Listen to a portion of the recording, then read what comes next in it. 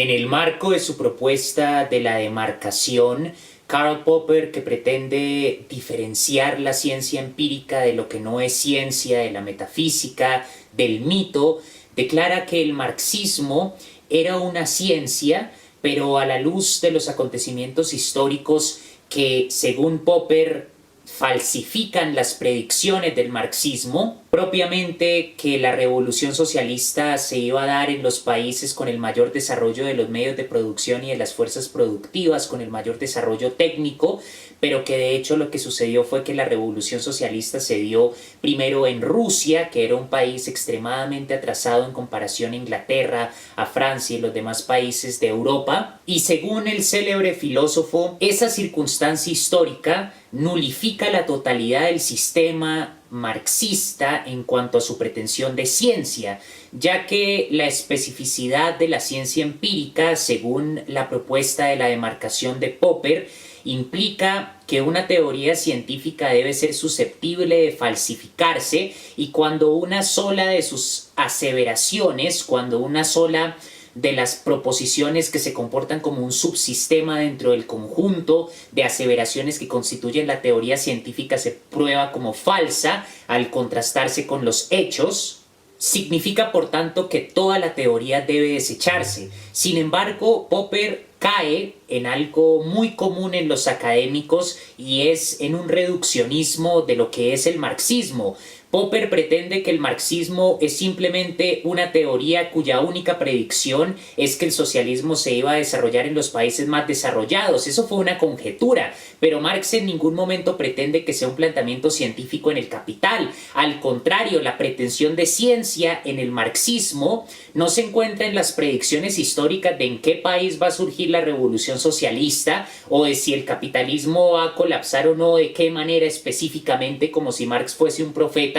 sino que la pretensión de ciencia radica en la teoría del valor. La teoría del valor de Marx ofrece una explicación de las mercancías en tanto satisfactores de necesidades, explica que el valor de uso es el conjunto de las propiedades cualitativas que se derivan del cuerpo mismo de una mercancía, determina que lo que hace conmensurables a mercancías cualitativamente heterogéneas, que son el resultado de trabajos útiles, es decir, de objetivación de fuerza de trabajo humana en el marco de trabajos que tienen la finalidad de producir una mercancía específica y que son distintos, es la sustancia generadora del valor. Y la sustancia generadora del valor es el trabajo indiferenciado abstractamente humano. Ahí pasa a explicar las 4 formas relativas simples o singulares del valor, que implican desde el intercambio más simple entre dos mercancías cualitativamente heterogéneas en una cierta cantidad que se vuelven conmensurables al tener la misma cantidad de trabajo humano congelado y que se expresa a través del valor de cambio,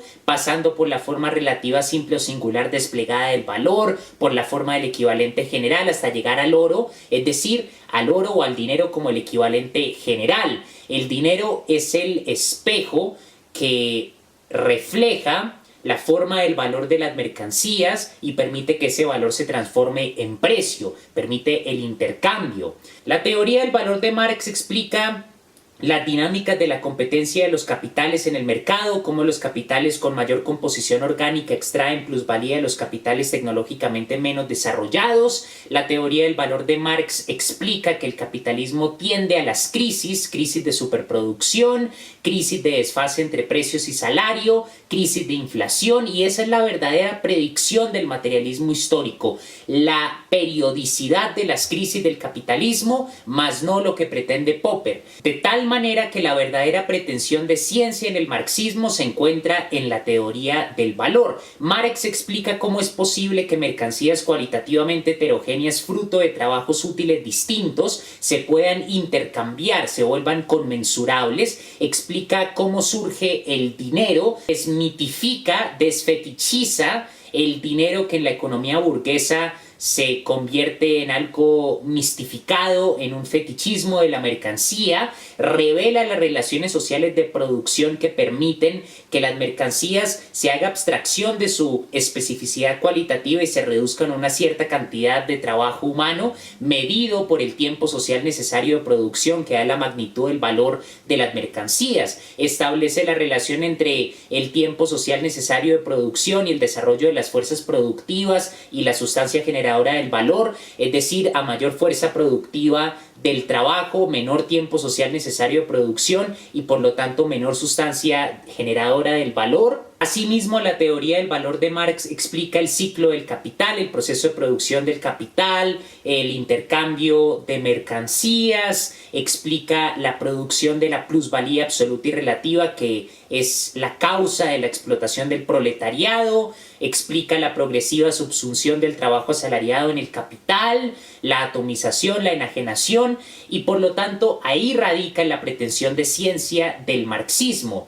Si la Unión Soviética o la China de Mao se convirtieron en regímenes totalitarios, si la revolución se dio primero en Rusia y no en los países industrialmente avanzados, eso de ningún modo, y decir lo contrario como lo hace Popper, es incurrir en una falacia lógica. Eso de ningún modo demerita ni desvaloriza el carácter científico de la teoría del valor, porque hasta el momento la descripción del modo de producción capitalista desde la óptica de la teoría del valor no ha podido ser desmentida. Al contrario, la gran crisis de 2008,